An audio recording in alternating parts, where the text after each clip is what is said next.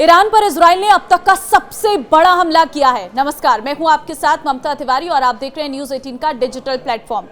Iran के 6 airports पर Israel ने हमला कर दिया है। इनमें मशहद है, तेहरान है, हमादान है, तेजफुल है, शाहिद बख्तरी और तबरीज के एयरपोर्ट को निशाना बनाया गया है। सेना ने बयान जारी कर बताया है कि उसने ड्रोन हमलों के जरिए ईरान के 15 सैन्य विमान और हेलीकॉप्टर नष्ट कर दिए हैं। इन हमलों में हवाई पट्टियां, अंडरग्राउंड बंकर, एक ईंधन भरने वाले विमान और ईरान के F-14, F-5 और AH-1 जैसे लड़ाकू विमानों को भी भारी नुकसान पहुंचाया गया है।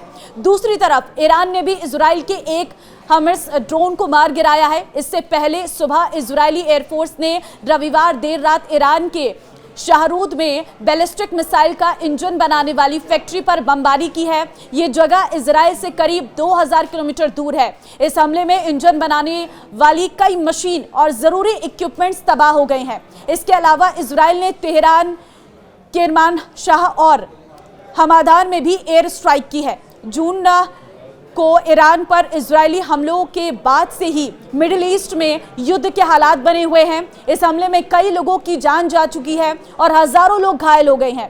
ईरान और इजराइल के संघर्ष में अब अमेरिका की भी एंट्री हो गई है, क्योंकि तो अमेरिका के हमले के बाद ईरान ने भी इजराइल की राजधानी तेल अवीव समेत कई शहरों पर भारी बमबारी कर दी है। ईरान और इजराइल के बढ़ते तनाव में हजारों लोगों की जान जा चुकी है। मानवाधिकार समूह के अनुसार इजराइल की एयर स्ट्राइक में कम से कम 950 ईरानी लोगों की मौत हुई है और 3450 से अधिक लोग घायल हो चुके हैं। मौजूदा वक्त में अमेरिकी हमलों के बाद हालात और ज्यादा तनावपूर्ण हो गए हैं, जिससे ये जंग और तेज हो गई है। ईरान की न्यूक्लियर साइट पर बंकर ब्लस्टर बम से अमेरिकी हमले के बाद 2 सवाल उठ रहे हैं। पहला, क्या ईरान अमेरिका पर पलटवार करेगा? और दूसरा, ईरान कब तक यह हमला करेगा? संयुक्त राष्ट्र संघ में ईरान के राजदूत आमिर सईद इरावानी ने एक सवाल का जवाब दे दिया है। मेहर न्यूज के मुताबिक अमेरिकी अटैक को लेकर बुलाई गई यूएन सुरक्षा परिषद की बैठक में इरावानी ने कहा है कि अमेरिका पर पलटवार होगा, हमारे पास इसके वैध कारण है। इरावानी ने अमेरिका पर अटैक करने के 5 कारण भी बताए हैं। पहला कारण, इरावानी के मुताबिक अमेरिका ने एक शांतप्राय देश के संप्रभुता पर हमला किया है। अमेरिका के पास ईरान पर अटैक करने का कोई वैध कारण नहीं था, पर परमाणु प्रसार संधि को मान रहे थे। इसके बावजूद अमेरिका ने हम पर अटैक कर दिया। दूसरा, इरावानी के मुताबिक अमेरिकी मिडिल ईस्ट में आतंकवादियों का खुलकर समर्थन करता है। अमेरिका गाजा पर इजरायली हमले को लेकर कुछ नहीं बोलता है। अमेरिका मानवता विरोधी कार्यों को प्रोत्साहित करता है। पूरी दुनिया भले ही इस बार चुप रहे, लेकिन ईरान चुप नहीं रहने वाला है। तीसरा, इरावानी ने दुनिया को संबोधित करते हुए कहा है कि ओमान के मस्कट में 16 जून को अमेरिका के साथ परमाणु वार्ता को लेकर बैठक होने वाली थी। इससे 2 दिन पहले 13 जून को इजराइल ने हम पर हमला कर दिया। बताइए, संधि से कौन भाग रहा है? चौथा यह है कि इरावानी ने संयुक्त राष्ट्र सुरक्षा परिषद में कासिम सुलेमानी की हत्या का भी मामला उठाया। इरावानी का कहना है कि सुलेमानी एक शीर्ष सैन्य अफसर थे, लेकिन अमेरिका ने उनकी हत्या कर दी। ये कहां से जायज है? पांचवा यह है कि यूएन में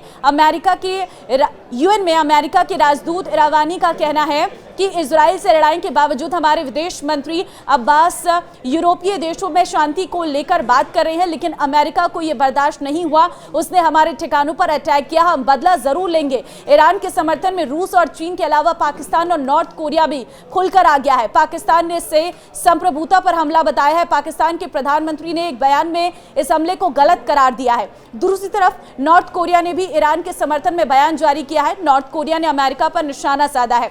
वैसे युद्ध मानवता के लिए विनाशकारी साबित होता है। इसमें लोग एक दूसरे के दुश्मन बन जाते हैं और सहानुभूति, करुणा और सम्मान जैसे बुनियादी मानवीय मूल्य खो जाते हैं। युद्ध के बाद विनाश और पीड़ा के निशान लंबे समय तक बने रहते हैं। घाव कभी भी पूरी तरह से नहीं भरते और पीड़ितों के जीवन पर इसका स्थायी प्रभाव जरूर पड़ता है। नमस्कार।